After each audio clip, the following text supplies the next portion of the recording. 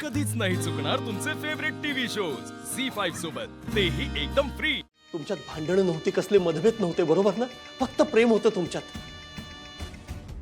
आणि तू लक्षात घे, या घरात बरोबर उलट होतंय। प्रेमाचा एक शब्द नाही ग, फक्त भांडणं होत आहेत तुमच्यात। तुम्ही लांब जाता एकमेकांच्या पासून, आणि या सगळ्याला कारण ती बाई आहे। अक्षरा, ती बाई फक्त माझ्या घराचं वाटोळ करायला निघाली। बाबा तुम्ही शांत व्हा, तुम्ही पॅनिक होऊ नका, मी आहे ना, मी सगळं ठीक करणार आहे। अक्षरा, माझा आता कशावरच कुणावरच विश्वास नाहीये। ती बाई भयानक बाई आहे, ती काही करू शकते।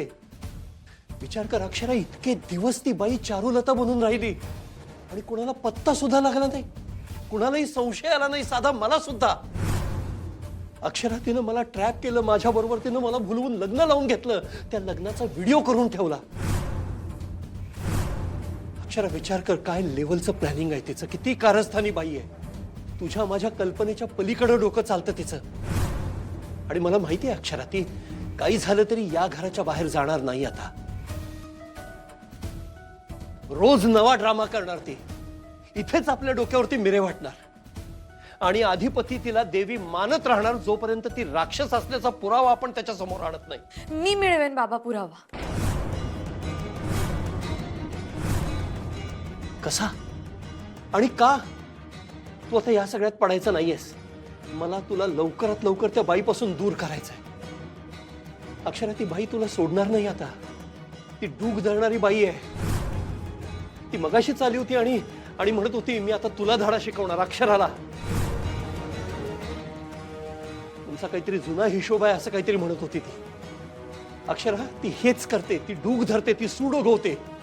अक्षरा, समजून घे, ती बाई मला या घरात नकोय ग, खरंच नकोय।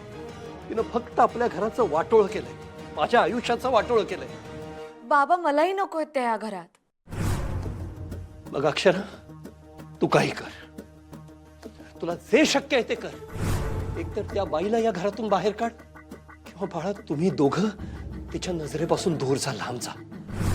मी दोघं कुठेही जाणार नाही बाबा, सगळं ठीक होईल, सगळं ठीक होईल बाबा, मी शब्द देते तुम्हाला।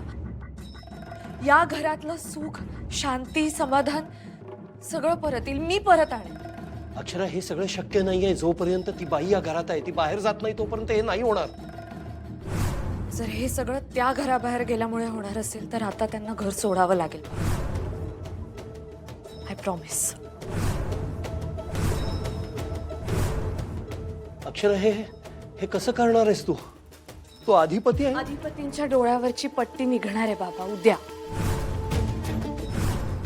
आणि भुवनेश्वरी मॅडम पण घराबाहेर जातील उद्याच।